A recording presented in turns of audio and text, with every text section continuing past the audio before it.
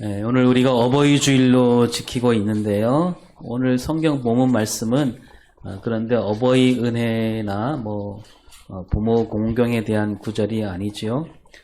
가정에 대한 말씀인데 이 어버이 주일에 왜 이 본문으로 말씀을 나누게 됐는지 뒤에서 살펴보기로 하고 오늘 어버이 주일을 맞이해서 우리 찬양대가 어버이 주일 찬양을 잘 불러주셨는데 그 안 불렀으면 설교 시간에 한번 부르려고 했습니다. 이 찬송에서 이제 진짜 효도, 제대로 된 효도를 말하고 있는데, 1절부터 3절은 이제 어머니 신앙, 어머니가 신앙으로 우리를 길렀다. 어머니 은혜를 노래하고 있고, 4절에 가면, 그러면 나는 어떻게 살아야 되는가라고 노래하고 있습니다. 우리가 4절을 다시 한번 읽어볼까요? 시작. 온유하고 겸손하며 올바르고 굳세게 어머니의 뜻받들어 보람있게 살리라. 화가 많은 세상에서 선한 싸움 싸우다 생명신에 흐르는 곳 귀 함께 살리라. 예, 이게 한마디로 효도하겠다는 얘기입니다. 그렇죠? 어머니 뜻 받들어 보람있게 살리라. 그러니까 어머니께서 내가 어떻게 살기를 바라실까 그거 생각하며 부른 노랫말이죠. 온유하고 겸손하게 올바르고 굳세게 선한 싸움을 살고 그런 삶이 진짜 효도지요. 우리가 어릴 때 학교 다닐 때 말이죠. 학교 갔다 왔더니 엄마가 정성껏 밥상을 차려 놓잖아요. 배가 고프니까 허겁지겁 먹습니다. 허기진 배를 채우고 나니까 그제야 이제 나를 물끄러미 바라보시는 엄마가 눈에 들어오잖아요. 그러면서 엄마는 안 먹어? 그러면 뭐라 하십니까? 네가 맛있게 먹는 것만 봐도 나는 배부르다. 그때 우리는 그게 뭔 말인지 속으로 그렇게 생각하지 않았습니까? 아니 어때 먹지도 않았는데 무슨 배가 부를까? 예. 나중에 오랜 세월이 지나고 나중에 어머니가 되고 보니까 우리 애들이 밥을 먹는 거 볼 때 엄마가 한 말이 바로 그거였구나 깨닫게 됩니다. 하여튼 효도란 부모님이 가장 바라시는 것 그것을 이루는 게 효도입니다. 부모님 바람대로 건강하게 살고 더 나아가 올바르고 굳세게 사는 것 그것이 진짜 효도 아니겠습니까? 근데 부모에게 효도한답시고 다니던 학교 그만두고 다니던 직장 그만두고 그냥 부모님 곁에 딱 붙어 있기만 한다면 부모님이 기뻐하실까요? 그게 효도일까요? 잠깐은 기뻐하실지 몰라요. 그러나 허구한 날 그러고 있으면 오히려 이마의 주름이 더 빨리 더 많이 늘어나게 할 겁니다. 그러고 보면 부모님께 효도하는 것 그리고 하나님을 사랑하는 것 이 두 가지가 닮아 있습니다. 우리가 지지난주에 말씀을 나누기를 하나님께서 우리를 사랑하신 그 사랑과 가장 닮은 사랑 그게 무슨 사랑이라고 했습니까? 예, 부모님이 자식을 사랑하는 그 사랑이라고 했잖아요. 부모가 자식을 사랑하는 그 사랑은 마음에서 우러나오는 사랑입니다. 애를 쓰지 않아도 노력하지 않아도 힘쓰지 않아도 부모는 저절로 우리를 사랑하게 되어 있습니다. 그 사랑이 어디서 왔느냐? 바로 하나님이 주신 사랑에서 왔다는 거죠. 하나님께서는 우리에게 가정을 이루게 하시면서 하나님 사랑이 뭐냐? 바로 이거다라고 가르쳐 주신 거예요. 그래서 여러분 우리가 창세기 말씀도 살펴보았지만 하와가 에덴 동산에서 쫓겨난 다음에 아이를 낳은 다음에 바로 뭐라고 합니까? 누굴 생각해요? 아이를 낳자마자 내가 여호와로 말미암아 등남하였다 그러는 거예요. 그 아이를 낳으면서 하나님 사랑이 이거였구나. 하나님께서 우리를 사랑하신 그 사랑에 보답하는 길이 그럼 뭐냐라고 했을 때 우리가 요한일서 3장 11절 시작.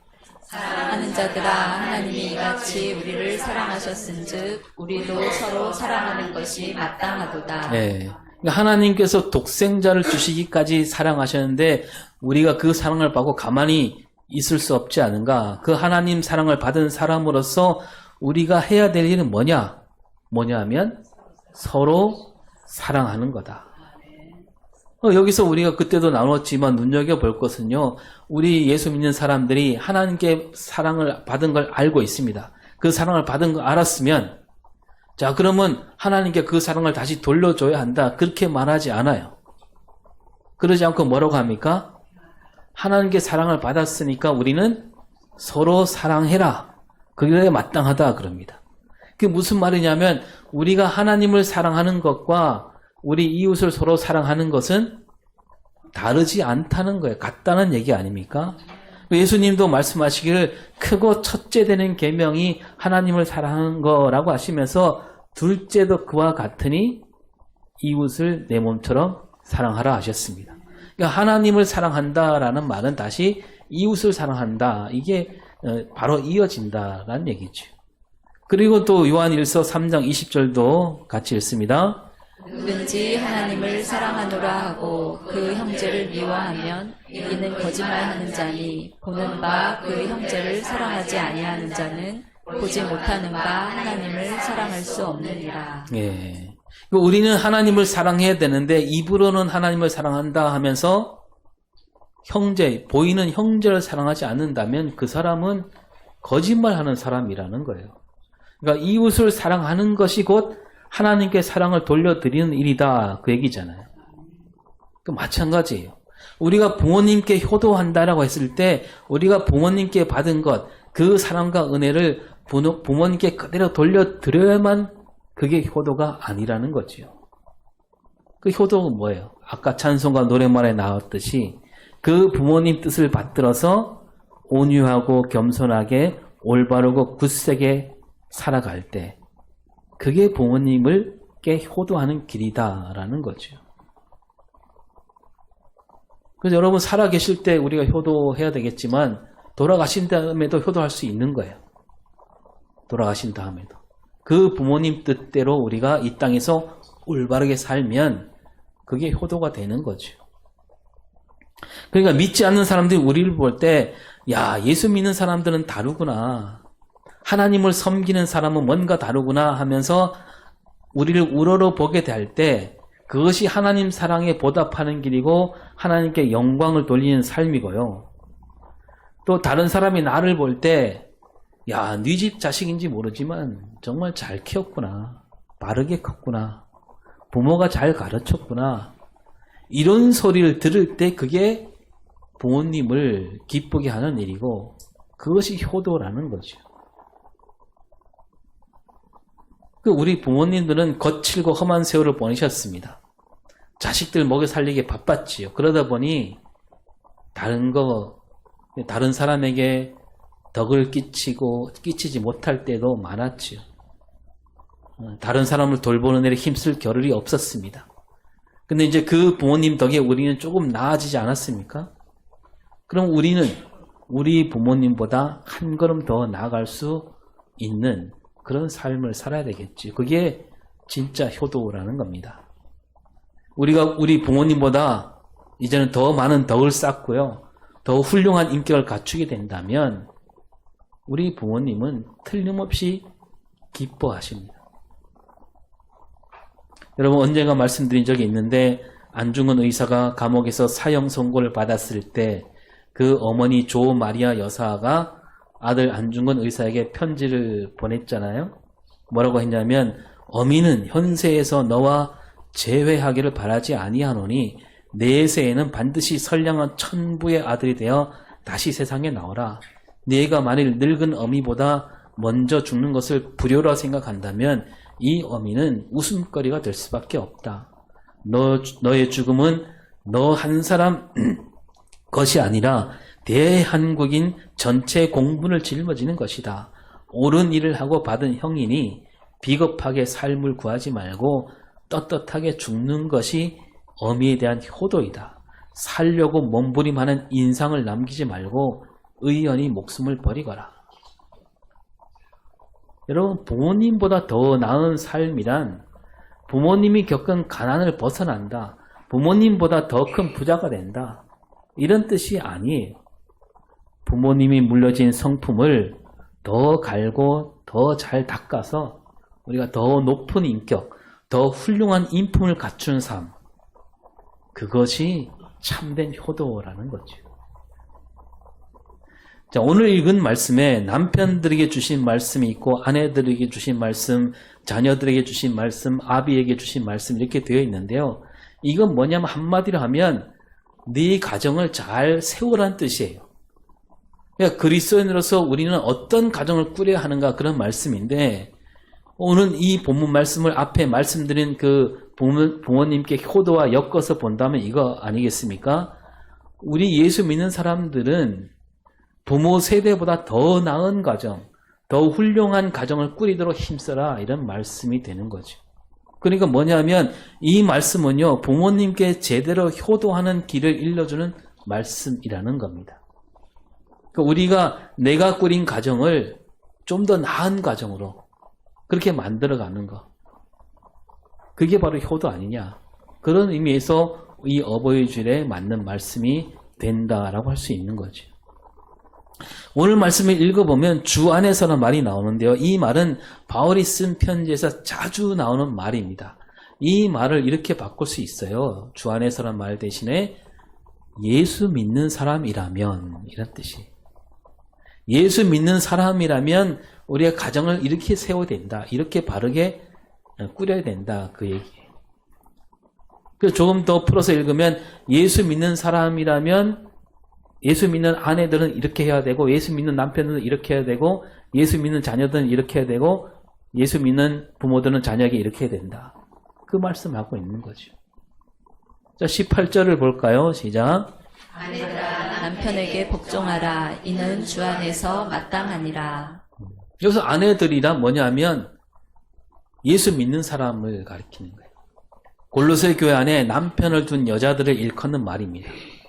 이게 뭐냐면 예수를 믿지 않는 사람이라면 몰라도 주 안에 있는 사람들, 예수 믿는 사람들은 남편에게 복종해야 마땅하다 이거죠.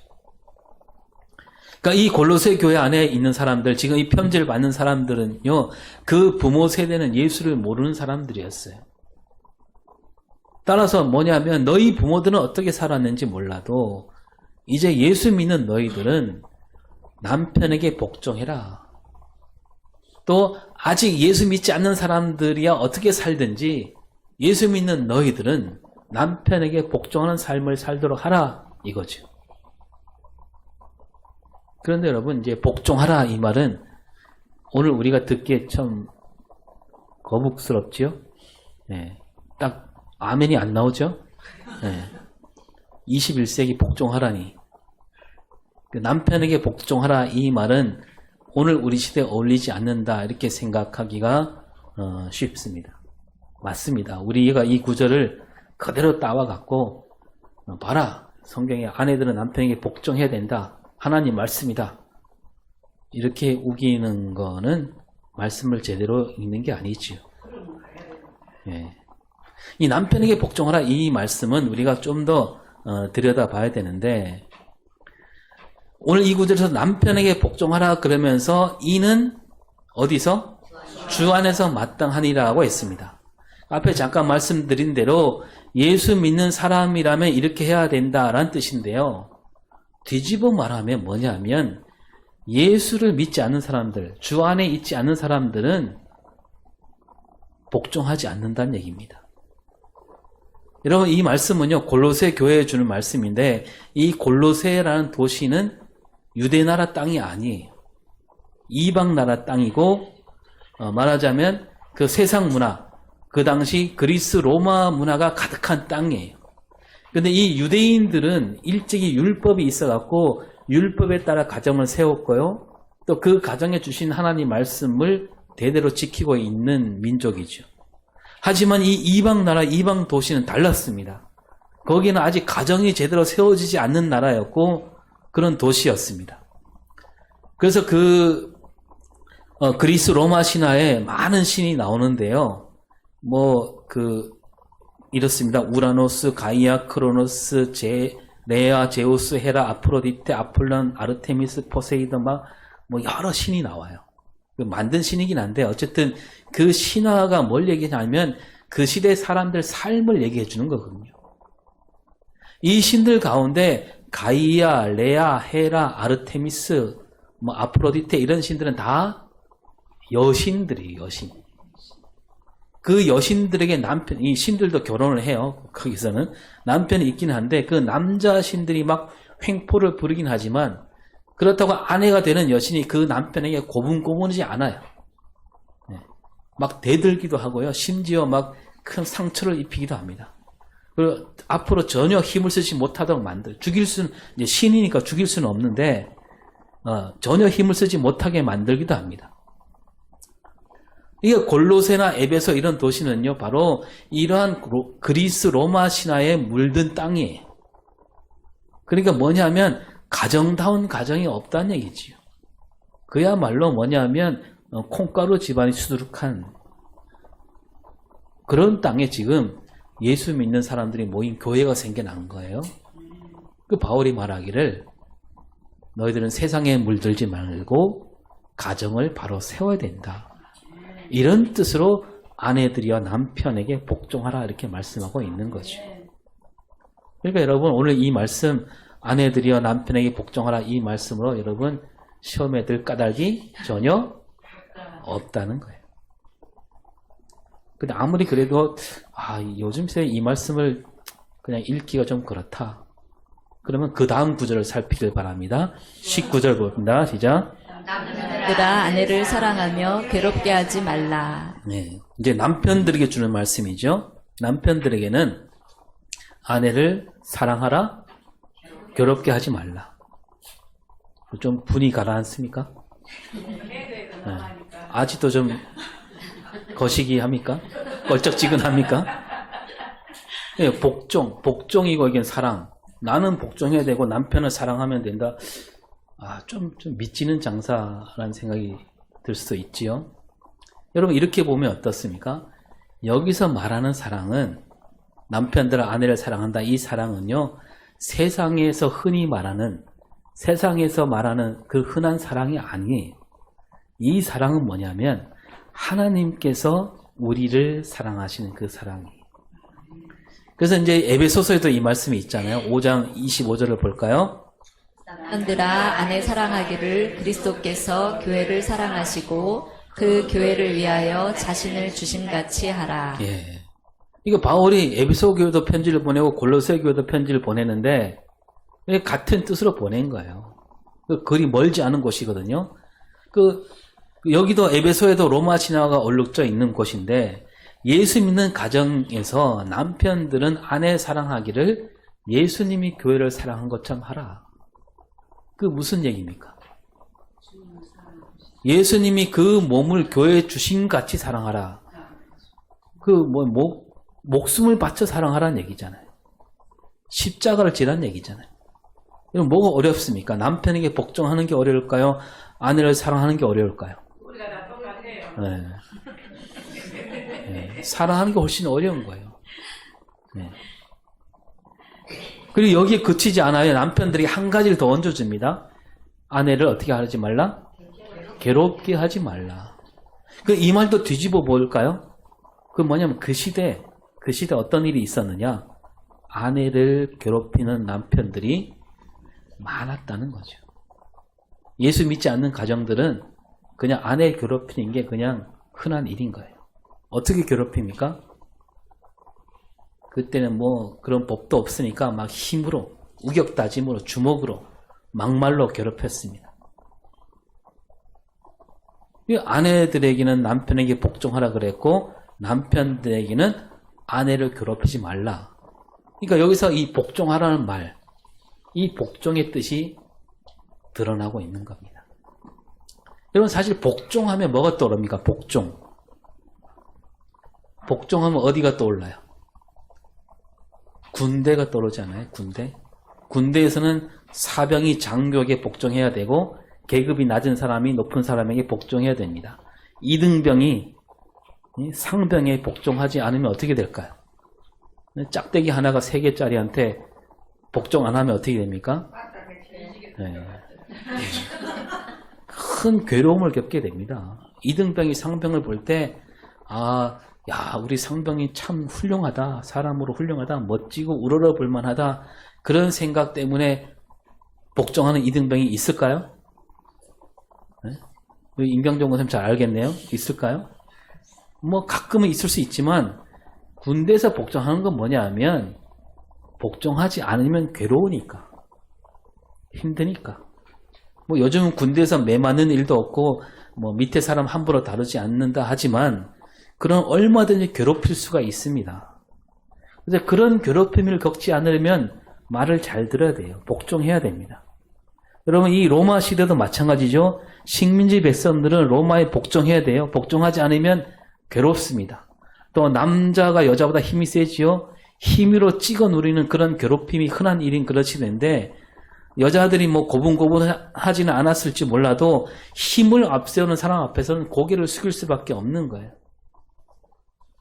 그러니까 오늘 말씀하는 복종은, 이 복종은 어쩔 수 없이 힘 앞에서 고개를 숙이는 그런 복종이 아니란 얘기죠. 왜냐하면 남편들에게 괴롭히지 말라 말씀하고 있잖아요.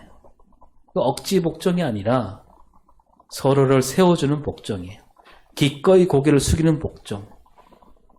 그러니까 오늘 말씀에서 복종, 사랑, 괴롭히지 않음, 이것들이 서로 어우러져서 남편과 아내가 아름다운 가정을 세우는 그런 뜻으로 주신 말씀이라는 거죠. 그러니까 믿지 않는 사람들이 만드는 가정과는 전혀 다른 그런 가정이 된다. 그 시대 사람들로서는 이 말이 정말 놀라운 말씀인 거예요. 어떻게 이런 말씀이 있을 수 있을까? 세상과는 전혀 다른 그런 말씀이라는 거예요. 그렇다면 오늘 우리 어떻게 해야 될까? 요즘 우리 사회를 보면 뭐 오늘 말씀에 미치지 못하는 가정이 가끔 있기는 하겠지요. 아직도 힘으로 윽박지는 사람들이 있고, 뭐 가끔 막대 먹은 남편, 막대 먹은 아내가 있기는 하지만, 그러나 웬만한 가정이라면 뭐 그런 대로 이렇게 맞추며 살고 있지 않습니까? 또 서로 맞지 않아서 갈라지는 가정도 심심찮게 나오긴 하지만요. 오늘 보면 예수 안 믿는 가정이라 할지라도 뭐 알콩달콩 사는 가정도 많습니다. 그럼 오늘 우리가 이 말씀을 들을 때 이런 시대에 우리 믿는 사람들 가정은 어떻게 해야 될까? 성경은 오늘 이 시대 우리 믿는 이들에게 뭐라고 말씀하고 있을까요? 여러분, 우리는 믿지 않는 이들보다 그 눈높이를 더 높일 수 있어야 되는 거예요. 믿지 않는 이들은 오래오래 둘이서 행복하게 살갑게 백년해로하는 거, 두 부부가 그렇게 사는 걸 으뜸으로 친다면, 그 믿지 않는 이들은 뭐 서로 그냥 마주보며 끝까지 사랑하며 사는 그런 마주보는 사랑이라면요, 우리 믿는 사람들은 이제 여기서 더 나가야 되지 않겠습니까? 더 눈높이를 높여서요, 마주보는 사랑을 넘어서 우리는 그 부부가, 남편과 아내가 가정에 하나님께서 이루시는 하나님 나라를 함께 바라보며 하나님 나라로 나아가는 그런 사랑으로 나아가야 된다는 겁니다. 여러분, 제가 대학 다닐 때 보면 같은 학교 안에서 남녀간에 서로 사귀는 학생들이 꽤 있는데, 연애하기 전에는 여러 사람과 같이 어울렸는데 연애하면서부터는 그냥 그 둘만 붙어 다니는 기만 한 애들이 있어요. 그러면서 이제 같이 어울렸던 친구들과 멀어지는 경우가 많은데, 그런 걸 보면 그런 연애는 이렇게 오래가지 못하는 경우가 많더라고요. 그런데 여자친구가 생겼는데도 다른 사람과 더 잘 어울리는 그런 연애는 보니까 좀 더 오래가고 또 결혼까지 가는 걸 볼 수가 있었습니다. 여러분, 우리 주 안에 있는 우리는 세상과 달라야 되는 거예요. 둘만 그냥 하는 게 아니라 더 같이 높이 바라봐야 되는 거죠. 함께 한 마음이 되어서 하나님 뜻과 하나님 나라를 바라보며 함께 걸어가는 그런 가정, 그런 부부가 되기를 오늘 말씀은 우리에게 일러주고 있는 겁니다. 자, 20절 봅니다. 시작. 모든 일에 부모에게 순종하라. 이는 주 안에서 기쁘게 하는 것이니라. 자, 이 구절도 뒤집어 보면 이 시대를 보여주고 있는데, 자녀들아 부모에게 순종하라 그랬으니까 이 시대는 어떤 시대란 얘기입니까? 자녀들이 부모에게 순종하지 않는 그런 시대라는 얘기예요. 그래서 주 안에 있는 이들, 예수 믿는 이들은 달라야 한다. 부모에게 모든 에 순종해야 한다는 겁니다. 그리고 부모에게 순종하는 일은 하나님 뜻이다. 그거죠. 그렇다면 여러분, 그 시대는 우리가 이제 이해가 안 되잖아요. 어째서 자녀들이 부모에게 제대로 순종하지 않았을까? 그 21절에 그 실마리가 있는데, 시작. 너희 자녀를 노엽게 하지 말지니 낙심할까 함이라. 예. 그러면 아비들이 어떻게 했냐면 자녀를 어떻게 했다고요? 노엽게 하고 있다는 거예요. 그 시대에 많은 사람이 자기 자녀들을 함부로 하고 노엽게 만들었다는 얘기죠. 이 노엽게 한다 이 말은요, 아비들이 자녀를 그냥 괴롭힌다, 자녀를 화가 나게 한다, 자녀들을 잘 돌보지 않는다, 그런 뜻보다 더 넓고 깊은 말이에요. 그 뭐냐 하면 아비들이 진리를 거스르고 있다는 뜻이거든요. 진리를 거스르고 있으니까 자녀들이 노여하는데 그 노를 나타낼 수 없잖아요. 아비보다 힘이 없으니까. 그래서 낙심하게 되는 거죠. 여러분, 이것도 아까 말씀드린 그리스 로마 신화를 보면 잘 나옵니다.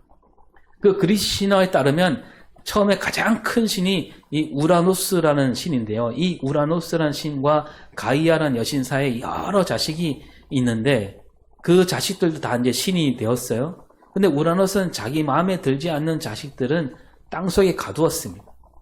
그래서 그 어머니신 가이아가 꺼내달라고 했지만 말을 도통 듣지 않아요.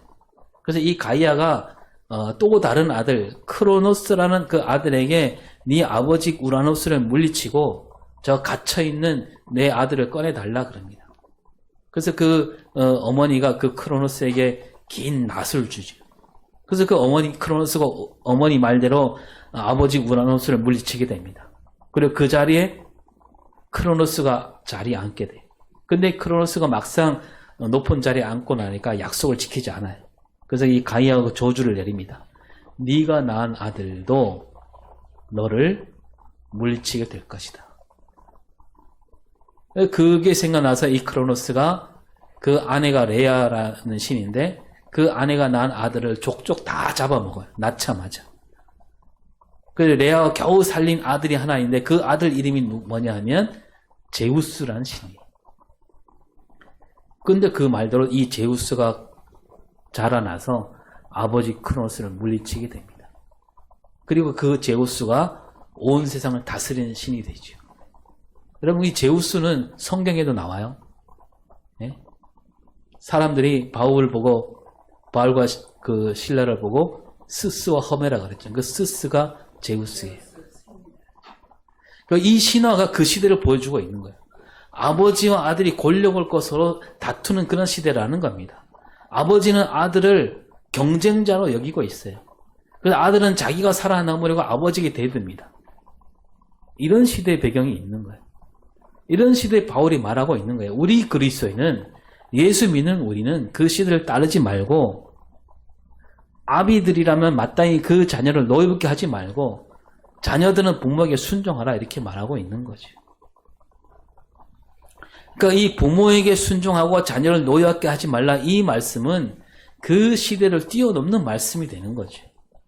그러니까 말하자면 이 세대를 본받지 말고 오직 마음을 새롭게 함으로 변화를 받아 하나님의 선하시고 기뻐하시고 온전하신 뜻이 무엇인지 분별하라. 그런 뜻으로 부모에게 순종하고 자녀를 노엽게 하지 말라. 그거예요. 여러분, 오늘 우리는 어떻습니까? 우리는 부모로서 자녀들을 노엽게 한 일은 없을까? 그럼 우리가 우리 자녀들을 어떻게 가르쳤나 한번 돌아볼 수 있기를 바랍니다. 좀 이렇게 그 지난 영상이 하나 있는데 짧습니다. 잠깐 볼까요?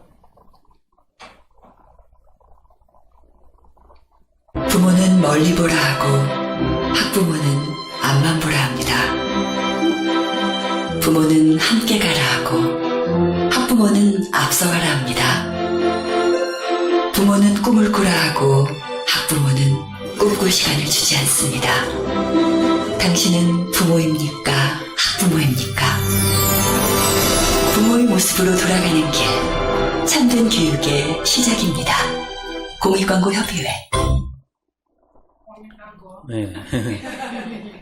부모와 학부모를 이렇게 딱 견줘서 얘기하는데, 원래 이제 진짜 부모는 자녀를 어진 사랑으로 가르치고 이끈다. 이렇게, 그게 진짜 부모인데요. 그 부모는 그렇게 된다고 알고 있는데, 막상 내 아이가 학교 다니게 됐을 때, 학부모가 됐을 땐 달라진다는 거예요. 자녀를 그냥 그렇게 가르치지 않고, 막 자녀들을 막 몰아세우는 거죠. 싸움처럼 몰아세워요. 가서 이겨라. 견뎌내라. 학부모가 되었을 때 우리는 자녀들을 노엽게 하고 있는 거예요. 우리 욕심이 우리 아이들을 노엽게 하지 않았는가 우리가 돌아봐야 된다는 거죠. 여러분 지난주에 이런 말씀 드렸잖아요. 어린아이와 어른 이 둘 가운데 하나님의 형상이 더 많이 남은 사람이 누구라고 했습니까? 어린아이에 더 많이 남아있기 때문에 그런 뜻으로 예수님이 말씀하신 거예요. 어린아이와 같지 않으면 천국에 들어갈 수 없다. 그 어른들은 세상에 닳고 닳아서 세상에 물들어서 그 하나님 형상이 그만큼 더 많이 가려져 있는 거죠.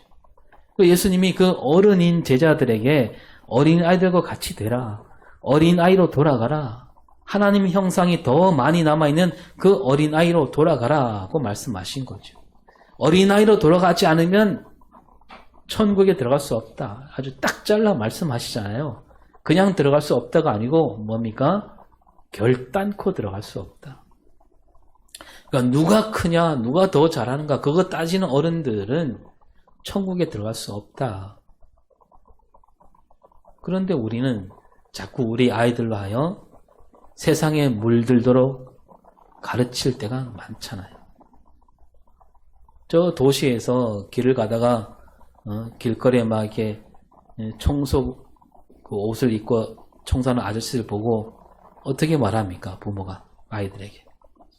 얘들아 저런 분이 계시니까 우리가 이렇게 깨끗한 길로 갈 수 있어. 늘 고마운 마음으로 살아라. 이렇게 말하는 부모가 얼마나 될까요? 이렇게 말하지 않나요? 야, 잘 봐. 너도 공부 안 하면 저렇게 돼. 여러분 이런 말이 우리 아이들을 노엽게 하는 말이죠. 그런 말을 듣고 아이들은 배운 게 이게 아닌데 뭐라고 말하고 싶지만 어떻게 말해야 할지 모르니까 그냥 듣기만 하는 거죠. 그러면서 나이를 먹게 되고요. 이제는 이제 그런 말 들어도 노여움이 생기지 않아요. 머리가 굵어지면서. 그리고 그 아이가 지금 부모가 됐잖아요. 그 부모가 된 우리 아이가 자기 아이에게 뭐라고 말합니까? 너도 공부 안 하면 저렇게 된다. 그게 아이들을 노엽게 하는 일이에요. 여러분 이제라도 안 늦은 거예요. 우리가 돌이켜야 됩니다. 뉘우쳐야 되고 내가 잘못 가르쳤다고 알려줘야 되겠죠. 적어도 우리 자녀들은 그 자녀들의 아이, 자기 아이를 노엽게 만들지 않는 그런 부모가 되도록 힘쓰라고 하나님 오늘도 우리에게 말씀하고 있습니다. 우리는 달라야죠. 주 안에 있는 우리 가정은 세상과 달라야 됩니다. 그게 또 진짜로 우리 부모에게 효도하는 길이고요. 예수 믿는 사람으로서 마땅히 살아야 할 길입니다. 우리 가정에 먼저 하나님 나라가 이루어지도록 온 힘을 기울이는 저와 여러분이 될 수 있기를 바랍니다. 기도하겠습니다. 하나님, 우리가 우리 가정을 믿음으로 세울 수 있도록 힘과 용기를 주시옵소서. 세상과는 다른 참된 가정으로 이끌도록 우리를 도와주시옵고 우리 가정 안에 하나님 나라가 이루어지도록 우리에게 지혜를 허락하여 주시옵소서. 감사드리며 예수님 이름으로 기도합니다. 아멘.